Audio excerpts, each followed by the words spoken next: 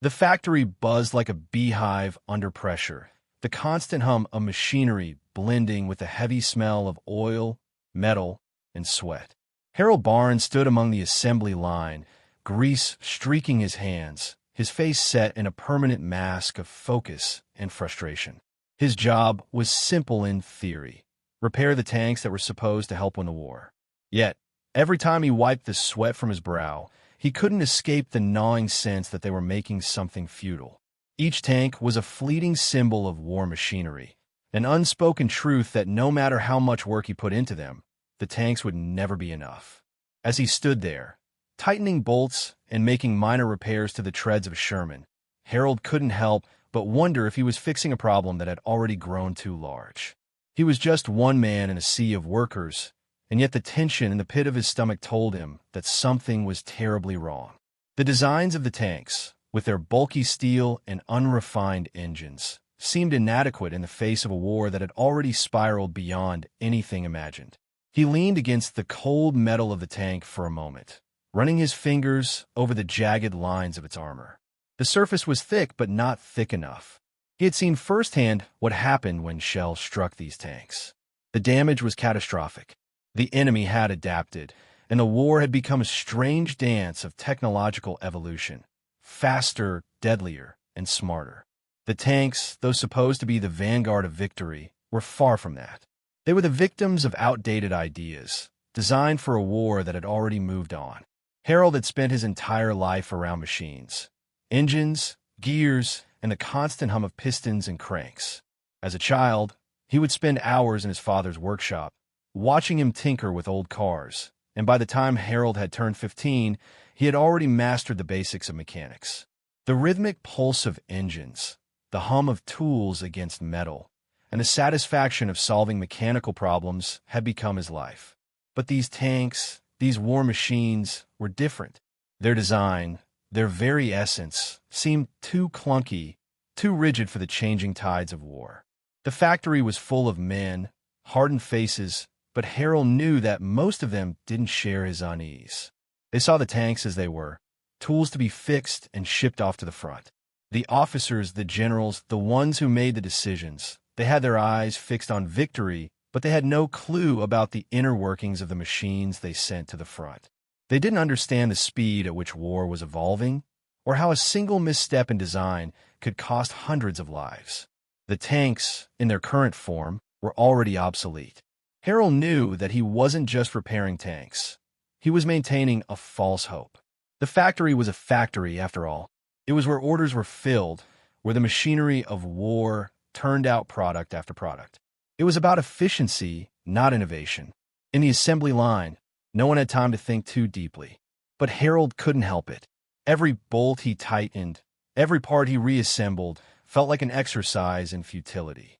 These tanks would go out, and they would fail. He was sure of it. He didn't want to believe it.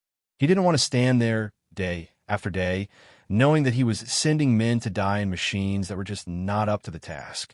But there was something else gnawing at him, a deeper sense of responsibility that was harder to shake.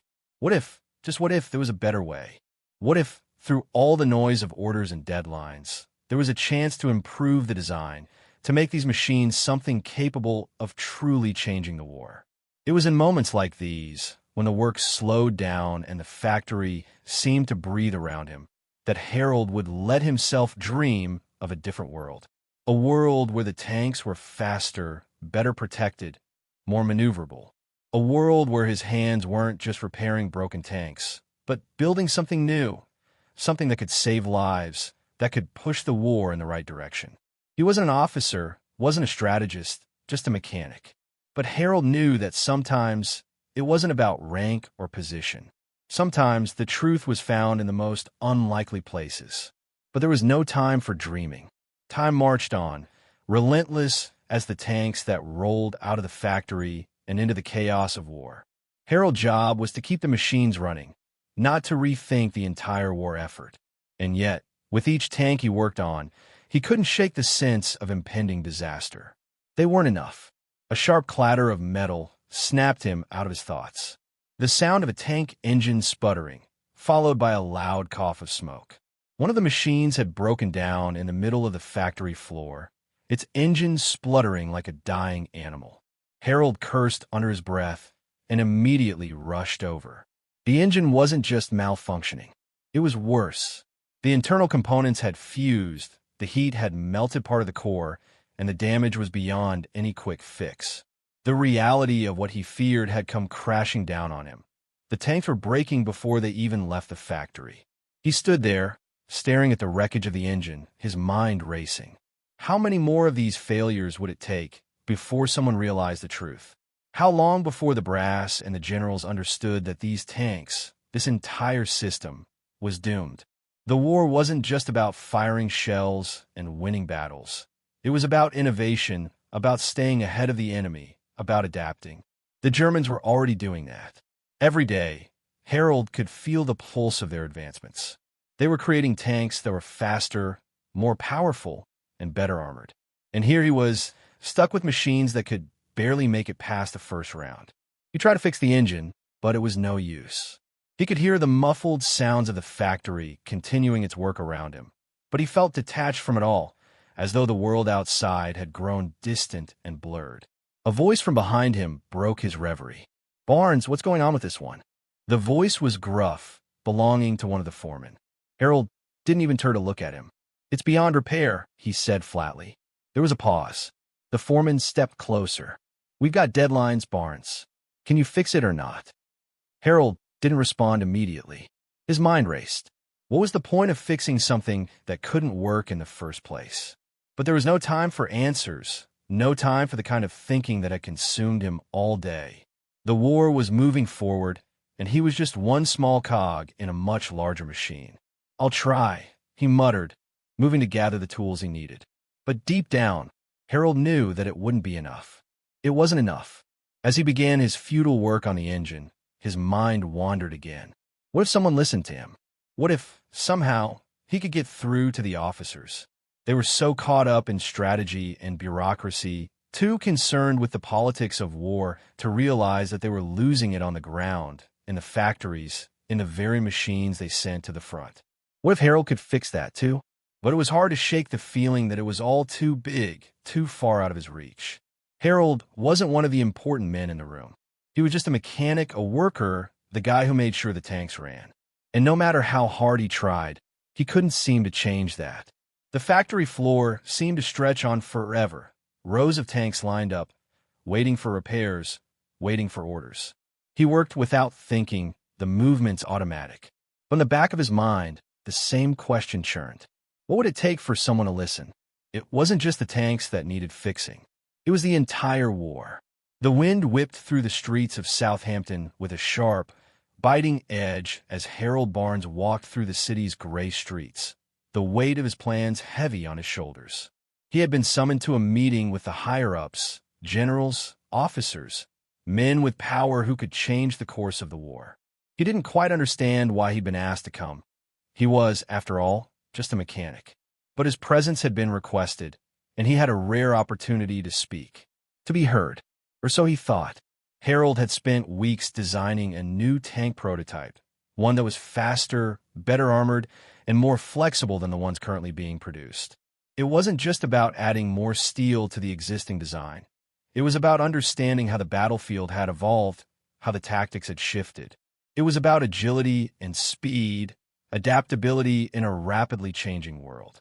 He poured his heart and mind into this prototype, understanding that it could be the difference between life and death for the men on the front lines. His design was radical, yes, but Harold knew that it could tip the balance in favor of the Allies. The drive to the meeting felt longer than it should have, each turn in the road stretching out as though Harold's thoughts were running ahead of him. The factory was behind him now, just a blur of gray buildings fading into the distance, and ahead lay the world of men who made the decisions. But something gnawed at Harold as he walked, a sense of unease he couldn't shake. He had spent his entire career working with machines, with engines and gears, but dealing with men in uniforms, men who had never touched a wrench or repaired a tank, was an entirely different challenge. These are the men who made the rules, who dictated what was worth fighting for, who decided who would live and who would die. How could he, a mechanic, a man of grease and oil, convince them that his design was the future of war? How could he make them see the urgency of the matter? Inside the meeting room, the air was thick with cigar smoke, the atmosphere heavy with the weight of unspoken decisions. The officers sat at a long table, their faces drawn and tired, as though they had been in endless meetings for weeks. Harold stood at the far end of the table, his hands in his pockets, trying to steady his nerves. The officers barely looked at him, glancing over his plans with disinterest, flipping through the pages like they were reading a grocery list. They weren't paying attention. Not really. Harold could feel it.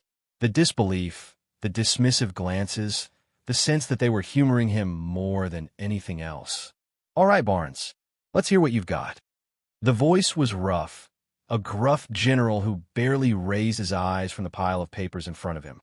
Harold's hands trembled slightly as he laid out his designs on the table. The blueprint of his tank prototype sprawled across the surface. He'd spent nights poring over every detail, refining the mechanics, calculating every aspect of the design, and now it was here, ready for inspection.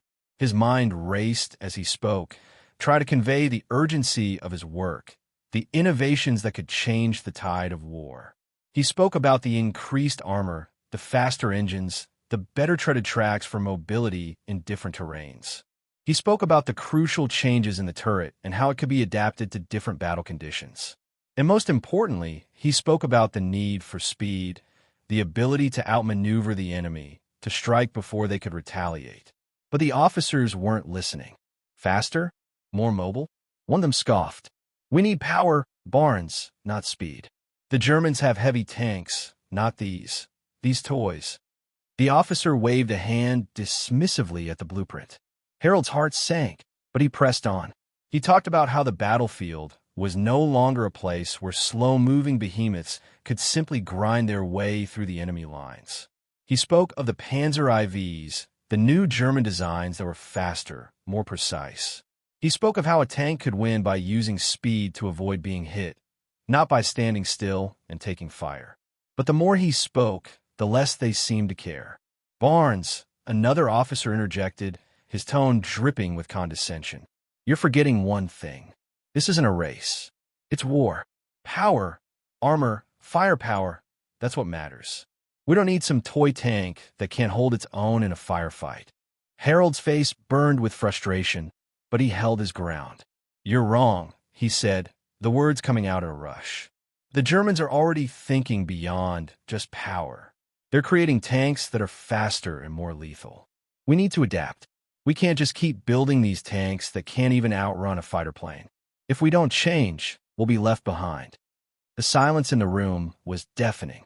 The officers exchanged glances, a few of them raising an eyebrow.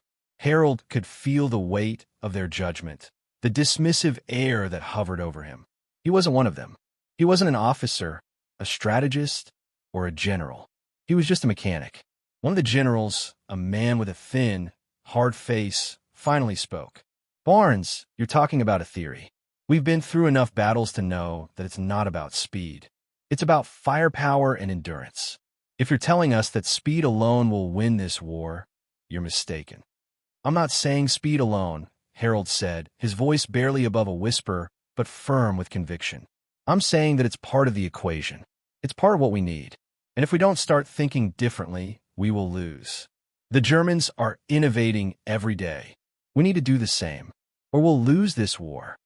There was a pause, a long silence that stretched out like a weight over the room. Harold could feel the eyes of the officers on him, scrutinizing, dissecting. He had never felt so alone in his life. They weren't hearing him. Finally, the general who had spoken before cleared his throat and leaned back in his chair. "Barnes, I think you've misunderstood the situation. What you're talking about might work in theory, but we're not in a laboratory here. We need real solutions, not speculation. I'm afraid this design of yours doesn't meet the needs of the army." Harold's stomach twisted with frustration. He could feel the ground slipping beneath his feet. His design, his work, everything he had poured into this moment was being dismissed as nothing more than a theory, a fancy idea that couldn't hold up in the real world. He wanted to shout, to tell them that they were wrong, that the battlefield was changing, and that their outdated thinking was going to get men killed. But all he could do was stand there, his heart heavy, the words caught in his throat. One of the officers, a younger man with a sharp face, leaned forward and looked at the plans. For a moment, Harold thought he saw something, a flicker of interest, a momentary pause. But it was gone in an instant. The officer straightened up, nodding towards the general. "It's settled then," the general said, his voice cold. "We'll move forward with the current design. Thank you for your time, Barnes." The dismissal was swift, and Harold was left standing there, feeling the walls closing in. He had tried, he had given everything he could, but it was as if they hadn't heard a word he'd said. In the end, it didn't matter. The generals were stuck in their ways, tied to old beliefs and outdated methods. His ideas, his vision, didn't fit into their narrow view of how the war was supposed to go. As Harold turned to leave the room, he felt the weight of failure settle over him. He knew that the tank he had designed, the one that could have changed everything, would never see the light of day. He had failed, not just in convincing them, but in the most fundamental way. He had failed to make them see the truth. But deep down, Harold knew he couldn't give up. The war was still out there, and the need for innovation was still urgent. He had to keep fighting, not for recognition, but for the men who would be sent to the front in machines that weren't ready for the fight. There had to be another way, another chance. If the generals wouldn't listen, then maybe he would have to find a new path, one where he wouldn't be dismissed, one where the truth might finally be heard. As he stepped out into the cold, dark streets of Southampton, Harold knew that the battle was far from over. He might have lost the meeting, but the war, in its own way, had just begun. The streets of London had been battered by the war for years now, the once grand city reduced to rubble, the air thick with the heavy smell of burnt buildings and distant gunfire. Harold Barnes stood at the window of a small pub in East London, staring out at the rain as it pounded against the glass. The noise of the city, the chatter of patrons, and the clink of glasses all seemed so distant to him. He wasn't really part of this world anymore. It was a world that had moved on without him, and he had learned to accept it. The war was ending. The tanks he had designed, the ones he had dreamed of and built in secrecy, had played a crucial role in the Allied victory. They had changed the way the war was fought, but now they were just another tool of history. Their importance was fleeting, just as fleeting as the men who had driven them.